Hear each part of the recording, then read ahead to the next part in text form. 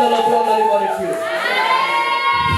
Kama unakumbuka somo yetu ya semina ambayo tutaizungumzia kwa siku hizi 3. Pana mtu anaikumbuka? Inasema nini? Kuvunja kila laana katika maisha ya nani? Bwana Yesu asifiwe. Amen, amen. Sasa hakikisha umekuja kuvunja laana. Amen, amen. Hakikisha umekuja kuvunja. Na kama haujui laana yenyewe kwa maisha yako, leo utaijua. Kama haujui kwamba unaishi laana, leo utaijua. Bwana Yesu asifiwe.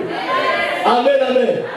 Na wakati utakapoijua kwa hizi siku 3, Mungu atatujalia neema, tutaangalia namna gani ya kujitenga na zile laana ambazo zinakumba maisha ya watu, laana ambazo zinasababisha watu wengi wanaanza kuchukia hata maisha ambayo wanayapitia hapa duniani. Bwana Yesu asifiwe sana. Amen.